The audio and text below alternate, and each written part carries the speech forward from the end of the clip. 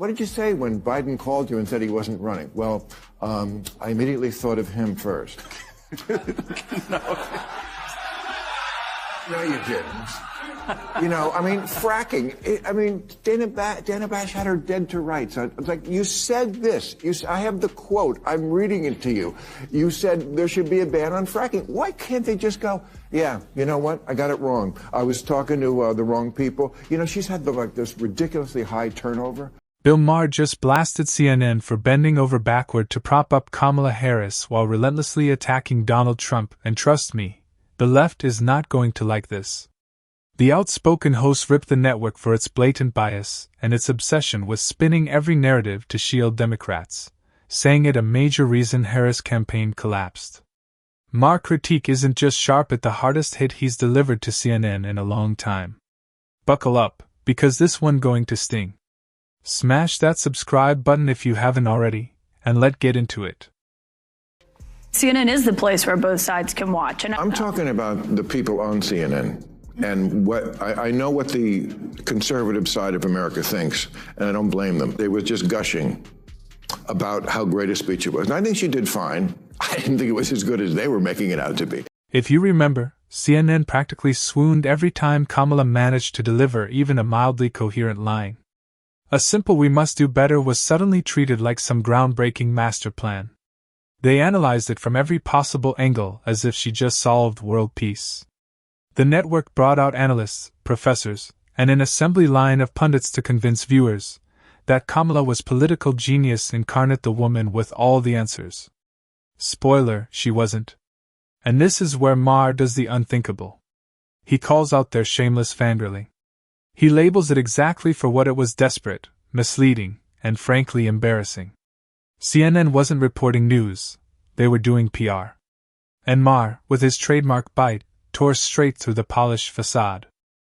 It does look like tokenism. It's kind of like the same as The View. I don't think that you can say that CNN is anything but fair. Everyone who was speaking last night, it's not like they were all Democrats. I mean, we had Dana Bash, Jake Tapper, Abby Phillip. They come across giving that way. Analysis. They come across that way.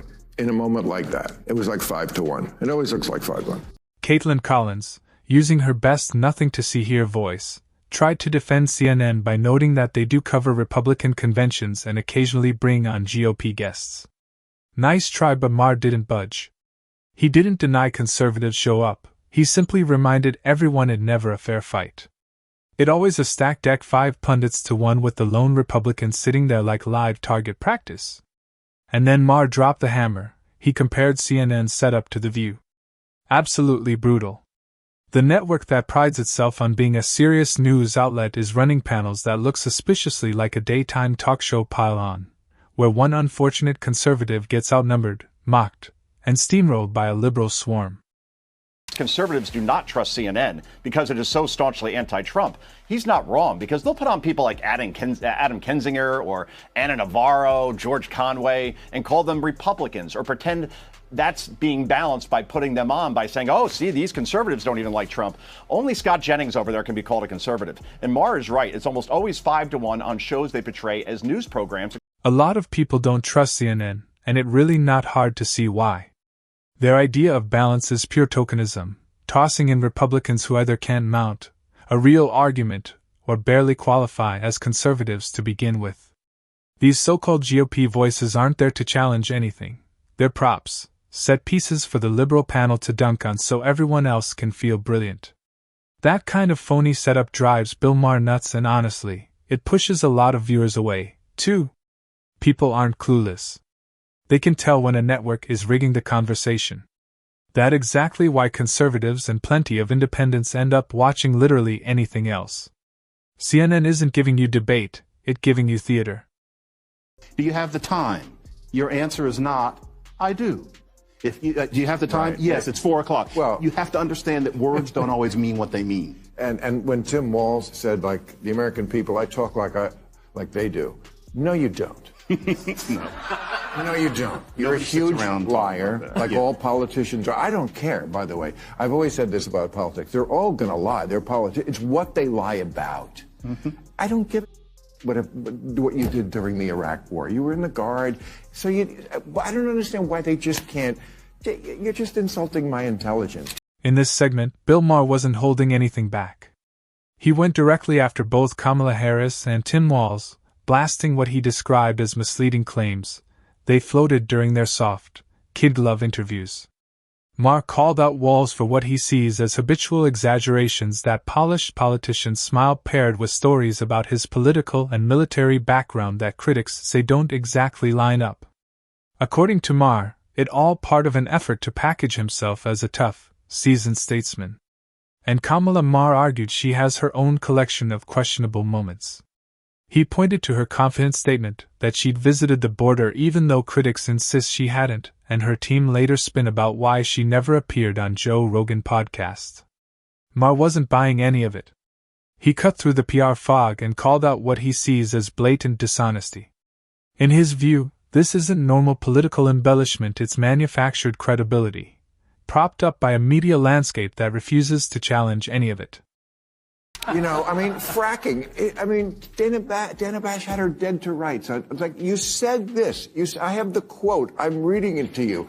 You said there should be a ban on fracking. Why can't they just go, yeah, you know what? I got it wrong. I was talking to the wrong people. You know, she's had this ridiculously high turnover. Like 42 of 47 people as vice president are gone. Just blame it on them. You know why these assholes are gone? Gave me the wrong information on fracking. That classic Kamala Harris, critics say, sidestep the question, shift the blame, and hope the audience isn't tracking every detail. It's practically her political signature move. Take the fracking issue. She was widely accused of backpedaling on her earlier stance, casually revising her own position the moment it stopped being convenient. And then came the now famous word salad moment, a master class in saying everything and nothing at the same time. When asked what she could do better than Joe Biden, she didn't offer a bold plan or even a clean, focused answer. Instead, she launched into a rambling set of loosely connected thoughts delivered as if they meant something profound but didn't land that way for a lot of viewers. Maher couldn't resist highlighting it, because to him, it captures Harris perfectly: talk a lot, communicate very little, and rely on friendly media to frame it as brilliance. But that routine isn't working like it used to. More and more people are seeing straight through the performance. What the bug up there is about IVF. I mean, I certainly understand abortion. You know, there's a baby growing in the womb. I get it. It's going to be a human. Doesn't bother me. But yes, it is. Again, doesn't bother me that it is. You're not supposed to mess with that. That's what many people think. You're supposed to let. Oh, I see. Great man upstairs. Oh, yeah, it goes back to that It goes back to that stem cell debate that George Bush had. Yes. Remember? It goes like the Terry Shive. It's just like life, laugh. We support laugh. Bill Maher is completely off the mark on this one, and it not even close. In the eyes of his critics, he openly defends the ending of unborn life. Children who suffer not because of anything they've done but because of their parents' irresponsibility.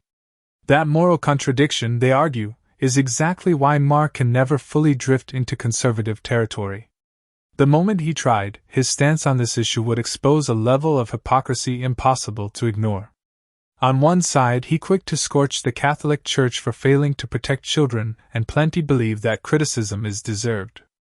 But on the other, he dismisses the moral weight of abortion as if those unborn children simply don't count. To his critics, that isn't just inconsistent, it's deeply unsettling. Maher likes to portray himself as the fearless truth-teller, yet they say he's blind to what they view as the most obvious truth of all. You can't claim to champion justice while overlooking the cost paid by the innocent for someone else's choices.